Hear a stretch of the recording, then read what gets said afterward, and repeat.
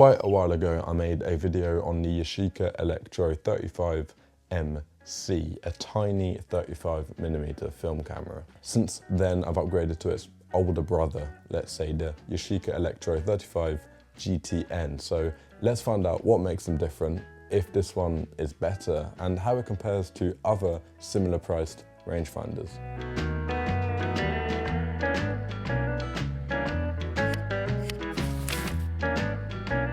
I was very impressed with the Yashica Electro 35CM, which for now I'm just going to call the CM or GTN because there's no point really of me saying the whole title each time. I was really impressed with it just because it was so small, the lens was tiny, but it produced, I thought, really sharp, clear, nice images. This one, the GTN, is a lot bigger. It kind of feels like the same camera, but also it's very different. It came out bit later than the CM. I believe that the GTN here is the last Electro 35 in the whole series of Electro 35s. It looks very similar, but it has got some differences, mainly with the specs, I suppose you could say, and the tech. So let's have a quick look. First of all, the GTN is a rangefinder camera. The MC is a range focusing camera. So this one has got a genuine rangefinder patch. You focus like with any other rangefinder. The other big difference is that the GTN has a light meter, whereas the MC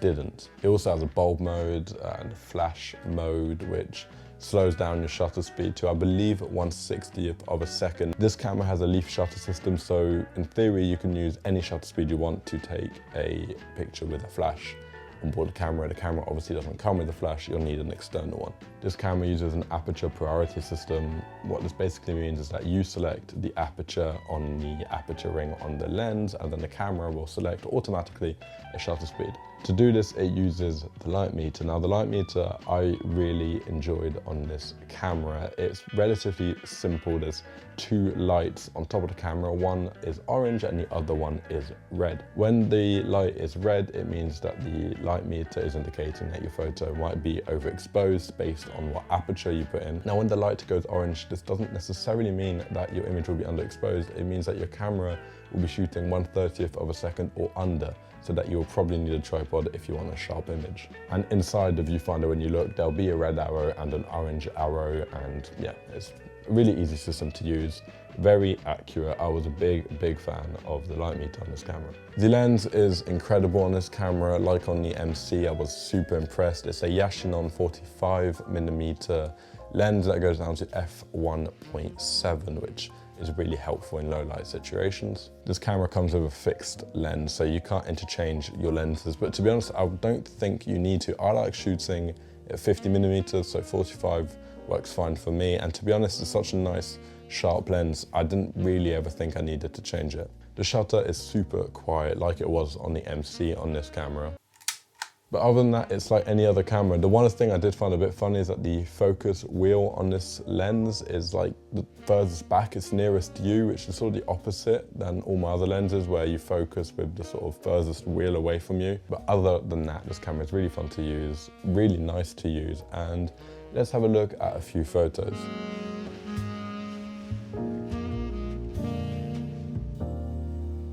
So I loaded my first roll of film. It was some black and white film to sort of test the camera. I used some Fomapan 400, pushed one stop to 800. It's become my sort of go-to basic setup now for black and white film. I really love the images that I get with this. And I just took it around Edinburgh. I really wanted to see if the camera worked.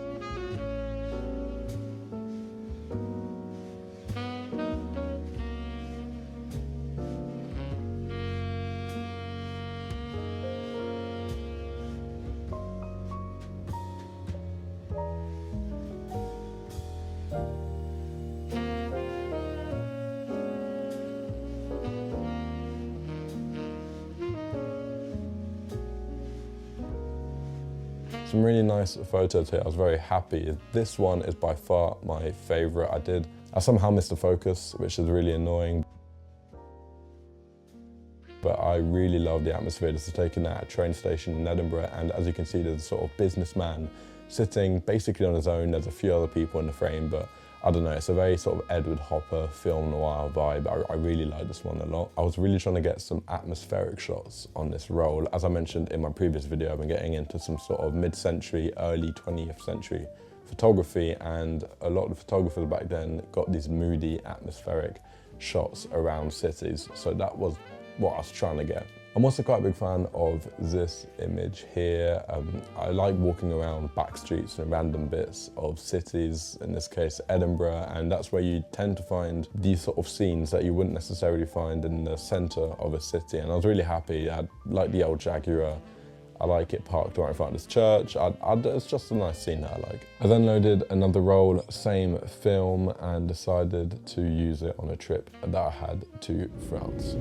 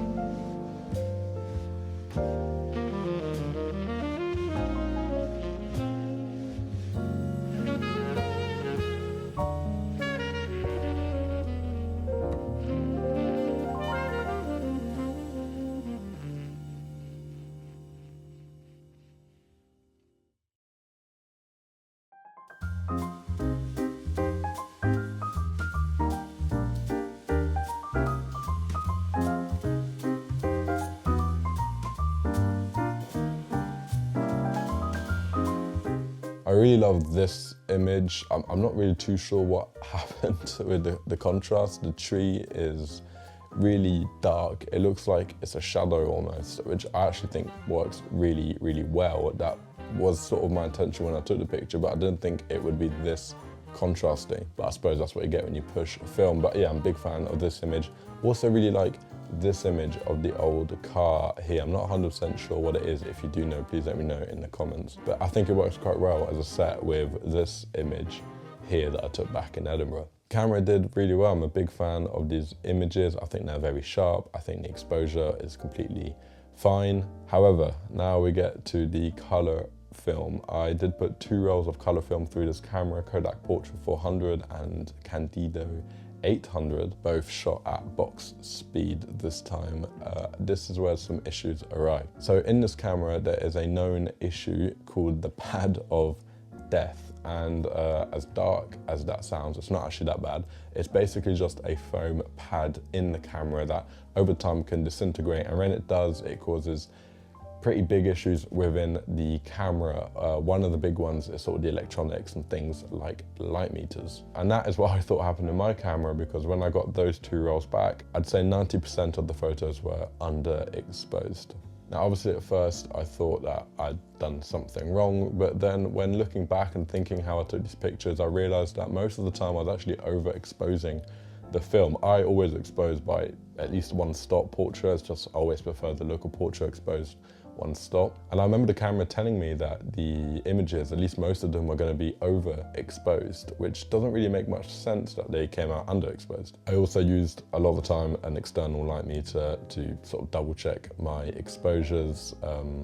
So it didn't really make a lot of sense for me. Some of the images turned out completely fine, I will say that. Ones like this one, other images like this one here of Natalie. A few of them came out completely fine, but large majority of them, especially the last one I shot of 800 ISO film, was massively underexposed. And then after returning from that trip, about a few days after that, I went to pick up the camera to put a roll of film in it, and I quickly had a look at the light meter and it didn't work at all. Completely gone. I thought that the battery had maybe died on me, so I bought a new battery, put the battery in, and it still didn't work. Initially I thought corrosion or something, but it's so clean. I mean, this camera looks brand new. From when I bought it, it was obviously really well looked after. The camera looks perfect, but I think there must be some sort of wiring issue or some cable issue connected to the light meter. The reason I don't think it is the pad of death, because if you own this camera or you want to own this camera, there is a way of testing your pad, is when you pull the film advance lever, there should be a sort of clunk sound. And if you hear that, in theory, that means that your pad is fine. So it could well be that my pad is starting to disintegrate or that there's some wiring issue within the camera. But for now, the light meter doesn't work, none of the electronics work. So it's stuck at the default shutter speed that it does when there's no battery in it, which is 1/500th of a second. So if I load some Portra 400, I could sort of try and pull off the Sunday 16 rule for now. But yeah, I'm sending this camera in for repair because I really did enjoy it and I want to shoot some more color film in it, this time working. But at the end of the day, this camera is relatively old. It's obviously going to need some servicing at one point. So I think if I send it in now, explain the issues, get it serviced, get it CLA'd, hopefully I'll have a fully working camera. And I'm actually planning on doing this. I think this camera is good enough to justify it getting serviced and CLA'd and putting a bit of money into it. I really enjoyed using it. Although the last roll was a bit of a disappointment, I know that the rest were absolutely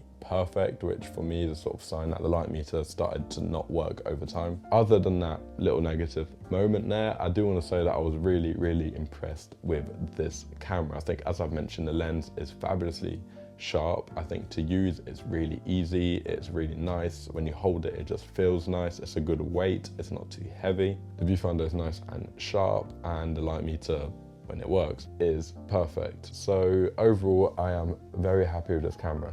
It's definitely a step up from the MC, that goes without saying. But yeah, I'm a big fan of this camera. They also make it, I believe it's called the GSN. It's in a sort of chrome finish and it looks absolutely stunning. I actually prefer it in chrome than my one, but I got my one for a very good price online for the camera. I've seen these go for a lot of money now, well over £100. I definitely think if you can find a good deal on one, I'd go for it. I think as a rangefinder, that's not overly expensive. It's really as good as you're gonna get. Having tried a few now by a few companies, some Soviet ones, some Canon ones, I think when it comes to the cheaper rangefinders, this is by far the best that I've used anyway. Let me know if you own this camera, if you've ever shot with this camera, what you think about this camera, if you fancy getting one now. I've had a lot of fun using it and I'm sure I'm gonna have a lot more fun using this camera in the future once it's repaired. I can definitely see this being my sort of go-to camera along with my Canon A1. If you did enjoy this video, make sure you leave a like, comment and subscribe, and I'll see you as usual next week for a new video.